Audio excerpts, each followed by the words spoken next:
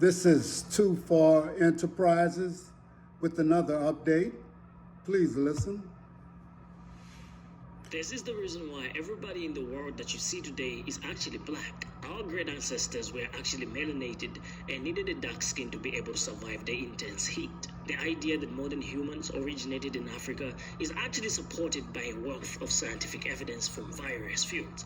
We're talking about fossil evidence, genetic evidence, as well as some modern traditional practices that some other people have adopted but don't actually understand where they originated from. We're talking about everything from fashion, clothing, to even spiritual practices that Christians and churches have actually adopted, minus understanding where they originated from. In today's video, you're gonna get a comprehensive understanding of some of the historical perspectives that do suggest and support that the original man was actually melanated. We know that you're very familiar with this perspective, but do you agree that everybody in the world is actually black, or rather a descendant of a black person or black people? Leave your thoughts in the comments as we roll the clips for you. So if black is the original color, and Africa is the original motherland, where everybody came from, where every race originated. Originally, the whites, Caucasian, the Mongoloid, Asian, the Australoid, the Hispanic, and the Latino, being the indigenous to Central and South America, the Native Hawaiians, Pacific Islanders, the Native American and Alaskan natives, the Middle Eastern people. If we all came from Africa, originally at one point or another in the past, then that would mean that everybody in the world, you and me looking at the phone at each other, are black. Now, I played this video because there seems to be some issue about the heritage of Kamala Harris, just like there seemed to be some issue about the heritage of Obama when he was running for office. And I can't see why any of that matters if you take into account the first 2 minutes of my video, being that everyone is from Africa, okay? And that is not even a good talking point when we're talking about electing a president. But right now, I want to get away from that for just 1 minute, because I want to talk to a certain group of people and wonder why we actually will not get together and support another person that especially we know is of our community. It doesn't matter if her mother is Indian or her father was Jamaican, or all of those things are really inconsequential. You know, the real deal is this. People have problems with Kamala Harris, and they make up all kinds of different issues so that they can distract people from what they're really trying to do. My issue is that why can't we come together as people of color and do what's best for us as people of color? Okay, one of the things is that for us, you spiritual people, especially those who are voting, you know, love one another. The more I say love one another, the more people seem to want to hate one another. Although we're supposed to be commanded to love one another, whether we like it or not, we seem to actually do the exact opposite. I had two people that I really honored and respected, and I heard some comments made by them about Kamala Harris, and I'm asking you, which I've already quizzed myself and said, well, right now we're looking at either Kamala Harris or Trump. And I'm looking at myself in the mirror and I'm saying, for my community and my people, who is the best? Are we going to get anything from either one of them? I doubt it. But that is right now not the issue either.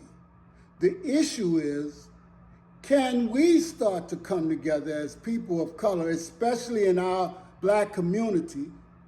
And you know, I'm saying that hesitantly because other people are of our community, but they don't want to be. They want to align themselves with the dominant, what we would call group in America and the world. There was a point where darker people wanted to become lighter people. Indians, Asians, you know, Latinos, and a whole bunch of other people. You know what I'm talking about. We know you have dark people in your closet. I talked about that yesterday.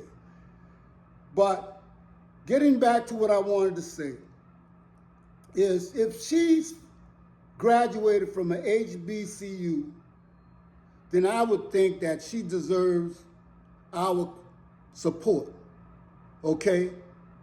And it comes down to whether we want to support Harris or Trump. Now, this, I'm talking to voters now, okay?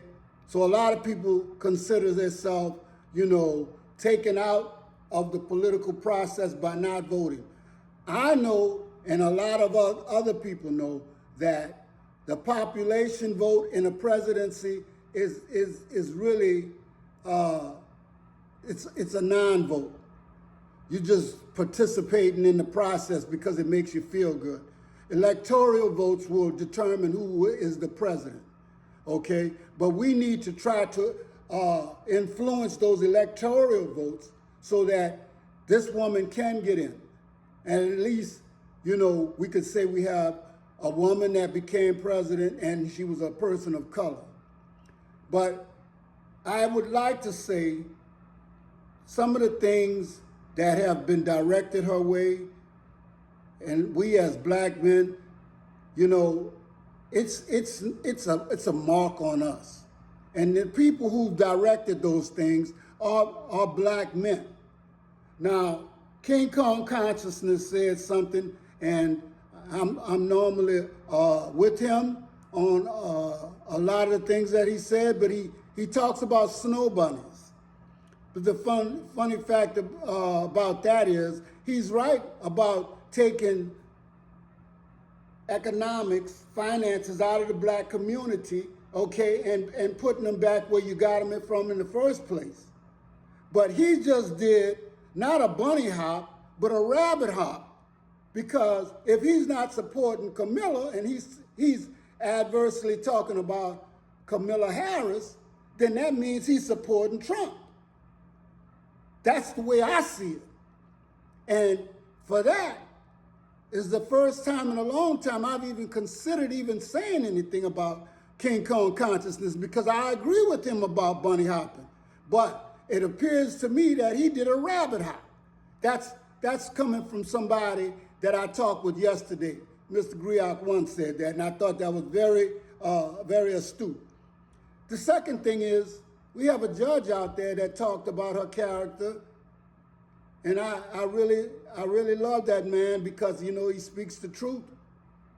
But I just felt like, as an elder of our community, that we shouldn't be doing this on social media. We've already been following the people who run this country programming, and they love to see us fight amongst one another and put each other down. But the minute you mention the J word or some other things, they automatically shut you down and you want to bring you to court. But you can say the N word all you want, and you can demonize the black community all you want, and they love it. They'll let you stay on forever. They'll let you curse and do whatever you want. Too bad we can't see that, and we can't see the programming. Too far Enterprises. Like, share, and subscribe.